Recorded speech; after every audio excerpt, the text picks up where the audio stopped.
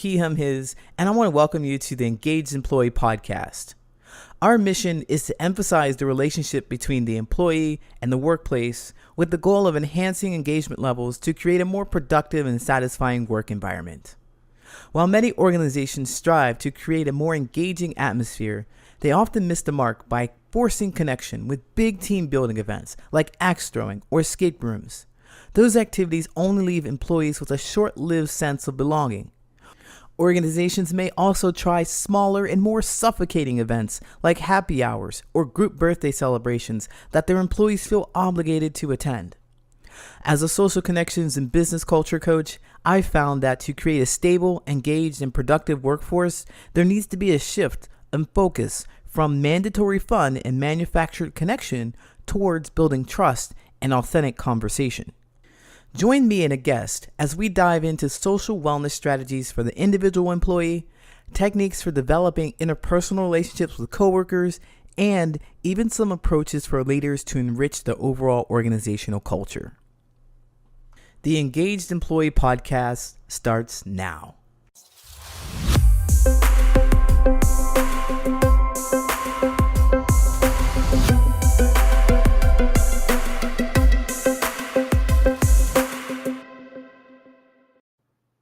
Hi, my name is Coach Lee. Welcome to the Engaged Employee Podcast. My guest today is Amanda Kostura. Amanda is a licensed independent social worker supervisor with 14 years of experience in nonprofits and social service agencies. Having served in both direct practice and administrative positions, Amanda noticed that there were missing elements of compassion, humanity, and healing root causes of mental health conditions. These professional experiences, along with her own personal challenges, led her to found Carve Your Own Path Incorporated, a 501c3 nonprofit organization. Carve Your Own Path offers an evidence-based, trauma-informed, inclusive community approach to mental health and well-being through holistic wellness services, education, and consultation services. Our conversation today will be focused on individual self-care strategies for the employees.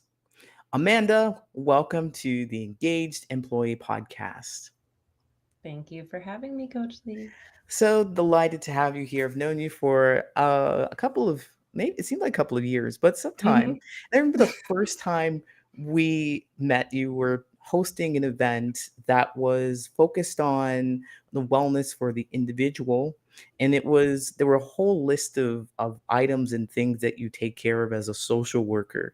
I was absolutely astounded by that. And we're going to get into that in just a minute because I know there's a difference between social work and the therapy. And I'm curious about how you got into this and why you did. We heard just a touch about that in your introduction, but can you elaborate? Yeah, absolutely. Thank you for having me here. My name is Amanda Kostura. I am a clinical social worker in Ohio. I worked for about 10 years for other people while I was finishing my degrees and a couple years after I graduated with my master's, and very quickly realized that what I knew from my education and research about how people heal and the importance of understanding everybody's individual needs, culture, background, trauma, all of those things was very much in conflict with the day-to-day functioning of most of the organizations I was working in. It was very cookie cutter treatment, and nothing was really individualized and very productivity focused, without much room for humanity, whether it was with working with our clients or as, being an employee on that end. I felt like kind of a chess piece that could just get picked up and moved around at any point without consideration for, how that impacted me or what I wanted.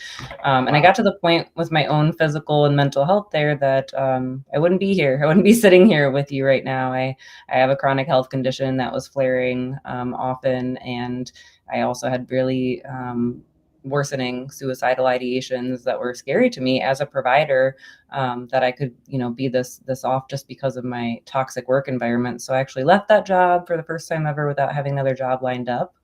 And in Wow. the process of finding something else, I founded Carve Your Own Path. I didn't know what I was doing at that point. I just knew that what I was had experienced was not the way, and there had to be a different approach for not Yeah. only the clients but the employees as well.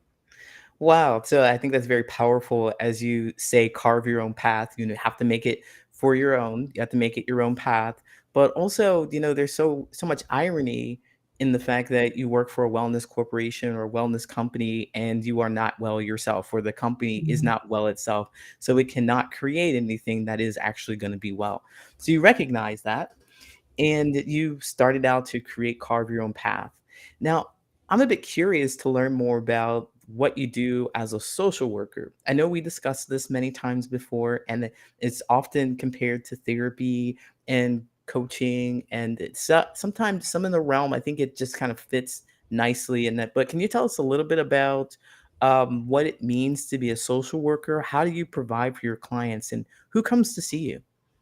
Yeah, absolutely. Thank you for asking. Oftentimes it's getting a little bit better as we do more advocacy and we're more active in identifying ourselves as social workers. Typically, people are hearing about social workers and thinking of us more in like the children's services or Department of Children and Families, where maybe foster care or custody type issues, where children are being placed. And absolutely, social workers do work in those roles.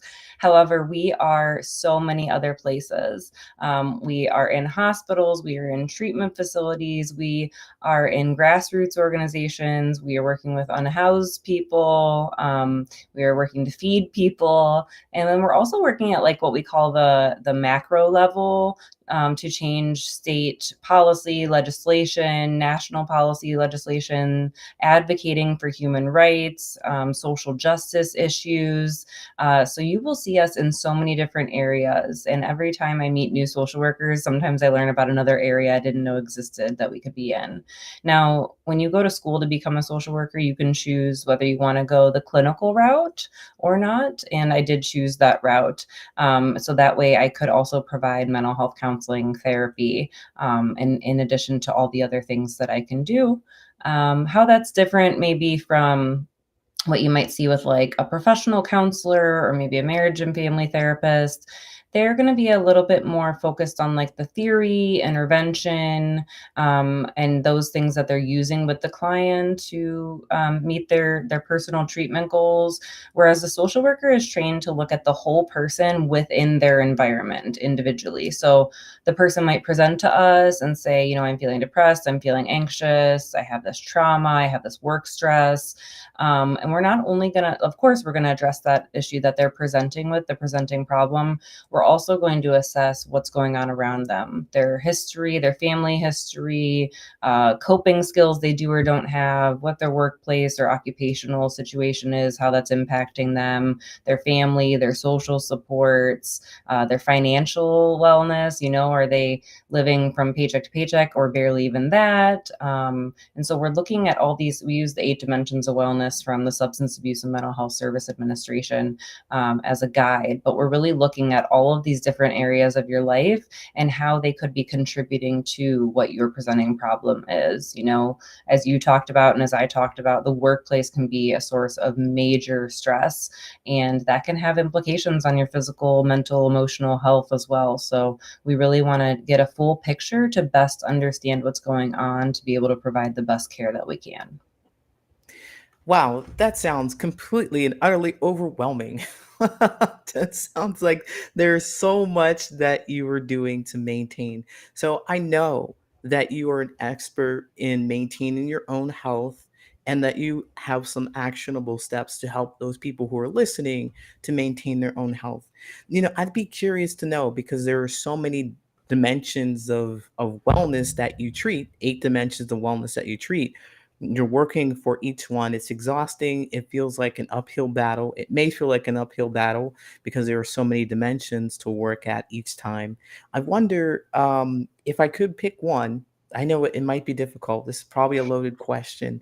If I could pick one to focus on, if I'm just kind of dysregulated, which one or how would I identify that one to focus on? So, yeah, it's definitely a loaded question because it's so individualized, but I will do my best. I'm gonna answer in a different way, and hopefully it answers the question. So we've gotten to a point where we are so disconnected from our bodies in society that step one necessarily isn't related to one of the dimensions, but it's getting back in your body and becoming more embodied and less. I'm not saying in a clinical term dissociated, but disconnected from your body. Because I might one of my favorite things to say is to listen to your body, and for some folks, it's like taking a step back to say learn how to get back in your body and feel your body before you can truly listen to what's happening. So if you're Mhm. and know what dysregulation feels like in your body, know what a freeze state feels like for you. If you're totally just, I can't do anything, I feel like frozen, versus a Absolutely. flight response where you're just angry, irritable with everybody and want to pick a fight all the time. Yeah, I think about that. I didn't even know this was happening with my own personal journey with depression. I didn't know that I was depressed. I just thought I was just tired or bored and so forth. But I started to recognize what depression looked like for Mhm. me, and that's, oh, there's dishes piling up in the sink. Oh, there's stuff that has been sitting around for a very long time. This is what depression looks like. And then I could get into my body and kind of understand what I'm feeling here. Like, why am I feeling this, and do all of that. So I like that step. And I think you handled the question very well. Anybody could take that and actually make the step towards getting to that. Yeah. Um, Another question that I have, and I think my listeners would love to learn about, is the fact that when I think of social work, and there's a stereotype I think that goes with social work, is that perhaps it's only for people who can't afford other services. Is that true, or is it for people who are actually working as well and they need support and they just don't know what to do? Yeah. So social work, like I said, we are in so many different areas. Just because I'm a social worker doesn't mean that I can't treat someone that has private insurance or wants to do private pay, or it's not like strictly a Medicaid low income type role. We're everywhere. So just like you can see a primary care doctor regardless of your status, you can also see a social worker. And most people, it's interesting, when they come for counseling, they're not necessarily looking at or understanding what those letters after our name mean. They just want to know that we are trained and have experience in what they're looking to treat. Absolutely. And I would argue to say that there would be to advocate to say that there would be a lot of resources that you might have access to that a therapist wouldn't have access to, because you Mhm. have this knowledge of, okay, you're going through this and perhaps you have financial issues, but here's a program that's going to help you with those financial issues. Yeah, absolutely. That's a perfect way of putting it. We are kind of like we have like our own little information and referral in our head, pretty much top of mind all the time. So, for example, if I have a client that's coming to me regularly telling me about the challenges that they're having with their child and they're concerned about their child, I might say, "Oh, have you looked for getting them a mentor through like Big Brothers Big Sisters?" Or, "Oh, hey, I'm in between jobs. I got laid off. I don't know how I'm going to get food in the house this month. Okay, here's some local pantries near your home. Did you know about?" And sometimes people feel like that's really going the extra mile. Could I simply focus on like, okay, you came here to maintain your sobriety? Yeah, I could, but this is causing stress to you, and that stress is going to impact your ability to reach your treatment goals of maintaining sobriety at some point if we don't address it. Absolutely. It's the root of the cause. That's why you started Mhm. this in the first place. It's the root of the cause of the problem, not just this surface level conversation, but other things that are causing stress are going to make your life or make the client's life a little more difficult to maintain their initial reason. There's always something underlying, which Mhm. is always something worth noting. I think that's fantastic, the work that you do. And I would love to learn, my listeners, I'm sure, would love to learn how to get a hold of you. But first, you do have a podcast as well, I believe. You have a Mhm. podcast. Can you tell us quickly about your podcast? Yeah, so myself and another social worker, Kelsey Amarine, we've worked together for several years. She's amazing. It's called Grow Your Path to Wellness. And we started it in the pandemic, like most people started their passion projects of learning how to bake or crochet or whatever it was. We started a podcast and we talk about everything in those 8 dimensions of wellness. And we have guests on each topic. So there's things about, physical health, mental health, spiritual health, occupational health. You can find it all there. Trauma, nutrition. I mean, there's just so many episodes there. I think there's like over 200 episodes now. We are on a short break right now. It's March 2024. We'll probably get it back up and running in the summer to have new episodes, but the catalog of all of our previous episodes is there. You can find it on your favorite streaming platform, and it's also available on YouTube. One more time, what's the name of the podcast? Grow Your Path to Wellness. Grow Your Path to Wellness. All right. With that said, you also have a place that you do your things and people can see just you and listen and follow you. Can you tell us how people can find you? Yeah. So all of our social media tags, you can find us by looking at CYOP. So Carve Your Own Path, Inc. INC. So Facebook, Instagram are both CYOP Inc. We're on TikTok as Carve Your Own Path. I'm on LinkedIn myself as Amanda Kostura. You can find me there to connect professionally. And then we have our website, cyopinc.org, which has a ton of great information. There's a really great digital download on the front page for myths about journaling and some different options for journaling. And you can also subscribe to our email list there to make sure you get updates on the latest happenings and events. Well, Amanda, I want to thank you so much for all of this information, the inspiration, and the time that you spent here with us. Thank you again. We'll see you next time. Thank you. Appreciate it. There you have it, another insightful episode of the Engaged Employee Podcast. We hope you enjoyed the deep dive into the world of employee engagement, leadership, and workplace dynamics. The Engaged Employee Podcast is brought to you by the Patterns of Possibility, where we help people make more meaningful relationships in both their personal and professional life. Before we wrap up, we want to extend our heartfelt gratitude to our incredible guests and, of course, our loyal listeners. Your support keeps us motivated to bring you valuable content each week. If you found today's discussion thought-provoking and want to learn more about how we can help you or your organization make more meaningful relationships, go to patternsofpossibility.com and book a friendly conversation with me. Or you can email me your questions at patternsofpossibility@gmail.com. Stay connected with us and engage with fellow listeners by following the Patterns of Possibility on LinkedIn. You can also catch us on YouTube.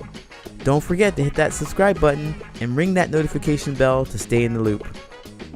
And if you prefer the audio version, make sure to subscribe on Apple Podcasts, Spotify, or wherever you get your podcasts. Your support means the world to us, and by subscribing, you'll never miss an episode. Thank you for being a part of our journey to create workplaces where passion meets productivity. Until next time, I'm Coach Lee. Stay engaged, stay inspired.